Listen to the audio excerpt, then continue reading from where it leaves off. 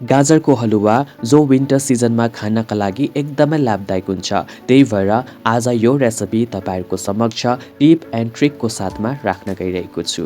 Hello अनि नमस्ते, स्वागत गर्दछु हाम्रो च्यानल सिमोन नेपाली खानामा। आशा छ हजुरलाई आजको रेसिपी मनपर्छ। मन पर्यो भने भिडियोलाई लाइक, कमेन्ट अनि शेयर गर्न चाहिँ नभुल्नुहोला। लौ त ढिला नगरी आजको रेसिपी सुरु गरौँ। गाजरको हलुवाको निम्ति मैले 400 ग्राम पुरानो गाजर लिएको छु। अब हामी यसलाई मजाले छिलेर चिसो पानीमा 4-5 पल्ट मजाले धुनेछौँ। ल हेर्नुहोस् त मैले गाजरको टुप्पो र फेदलाई काटेर धोइ पनि सके। ल हेर्नुहोस् त मैले धोएको गाजरलाई ग्रेटरमा फाइनली ग्रेट पनि गरिसके। यदि तपाईहरुलाई ग्रेट गर्न अल्छी लाग्छ या त कसैलाई हात दुख्छ भने तपाईहरुले गाजरलाई सानो टुक्रा पारेर मिडियम फ्लेममा कम्ती पानी हालिकन एक सिटी लगाउन सक्नुहुन्छ। मैले चाहिँ यहाँ 1 चम्ची घिउ राखे। यो घिउ चाहिँ हामी ड्राई फ्रुट्सलाई पहिले रोस्ट गर्नेछौँ, किनकि रोस्ट गरेर हालेको ड्राई फ्रुट चाहिँ एकदमै टेस्टी अनि स्वादिष्ट हुन्छ गाजरको हलुवामा। रोस्ट गर्दा चाहिँ हामी ड्राई फ्रुट्सलाई सेमी ब्राउन गर्नेछौँ, एकदमै ब्राउन चाहिँ नगर्नुहोला, नत्र फेरि हाम्रो गाजरको हलुवाको टेस्ट बिग्रेर जानेछ। मैले ड्राई फ्रुट्सलाई सेमी ब्राउन भएपछि कराईबाट निकाले। फेरि मैले यसैमा 1 चम्ची घिउ एड गरे।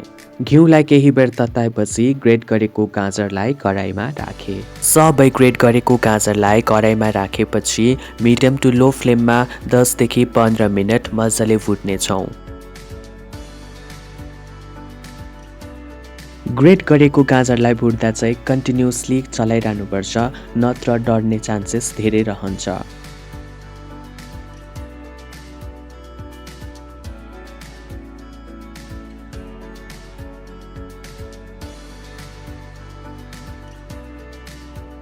हाम्रो गाजर मजाले भुटिसकेको छ र अब म यसमा दुध एड गर्न गइरहेको छु। दुध चाहिँ तपाईहरुले बनाउँदा गाजरको हिसाबले नै राख्नुहोला।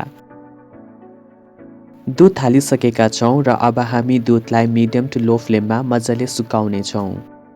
गाजरमा हालेको दुधलाई सुकाउँदा चाहिँ बेला बेलामा यसरी चलाइरहनुपर्छ, नत्र फेरि हाम्रो गाजर गाठो गाठो बन्न सक्छ, जसले गर्दा हाम्रो गाजरको हलुवा नमिठो बन्न सक्छ।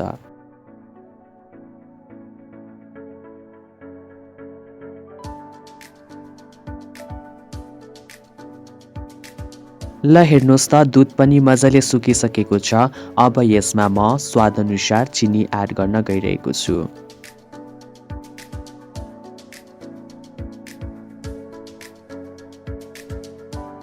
चिनी हालेपछि गाजरले एक प्रकारको पानी छोड्छ। त्यो पानीलाई पनि हामी यसरी चलाउँदै सुकाउने छौँ मिडियम टु लो फ्लेममा। हेर्नुहोस् त साथीहरू, चिनीको कन्ट्याक्टमा आएर गाजरले जुन पानी छोडेको थियो त्यो पानी पनि सुकिसकेको छ। अब हामी यसलाई केही बेर मजाले चलाएर ड्राई फ्रुट्स एड गर्नेछौँ, जो हामीले अघि नै रोस्ट गरेर राखेका छौँ।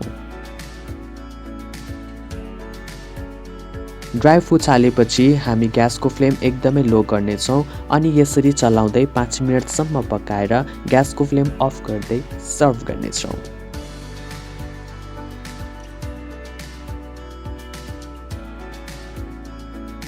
तपाईहरुलाई आजको रेसिपी कस्तो लाग्यो? राम्रो लाग्यो भने यस विन्टरमा अवश्य ट्राई गर्नुहोला। फेरि भेट्नेछौँ अर्को भिडियोमा। Till then stay fit and happy.